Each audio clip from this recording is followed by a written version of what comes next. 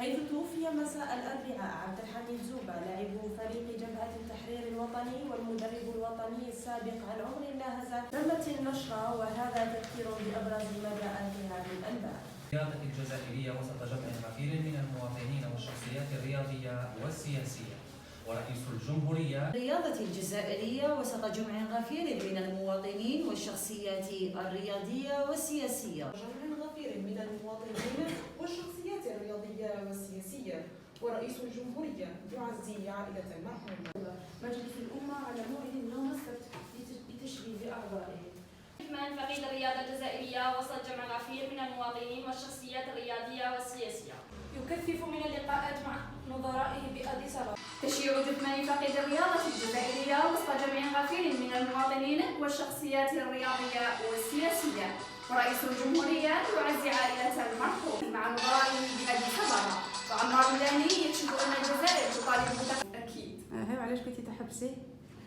ديجا كانت هذيك القارة حبست فيها باسكو مكتوبة القاف ماشي مكتوبة، عاودت رجعت كونفيرمي باسكو صح قارة ولا لا.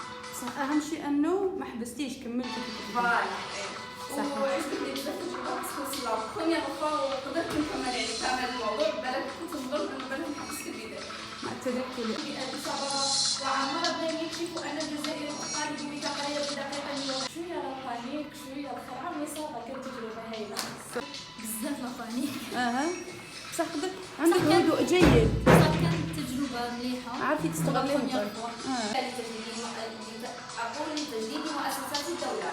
مجلس الأمة على موعد يوم السبت لتشبيب أعضائه. فيها بعض من التوتر والقلق لكن حقا رائعة.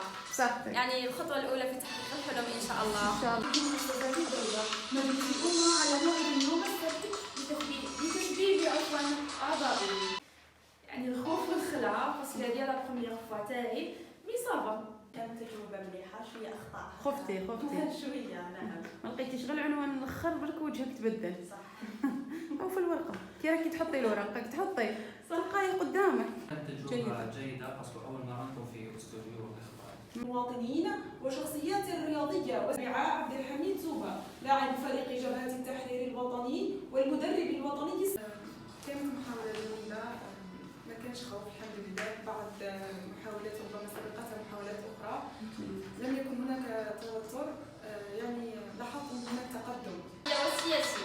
ورئيس الجمهورية يعزي عائلة المرحوم. آخر هذه تجربة أول مرة الحمد لله ما كانش عندي الخلعة بزاف. نتمنى إن شاء الله نحسن أكثر وأكثر. كانت تجربة مليحة ولكن متوترة ومعنيش لازم ناخذ شوية نفس. تجربة جد شيقة بالرغم من أنها تجربتي الثانية هنا، ولكنها مليئة بالحماس والقليل من التوتر طبعا.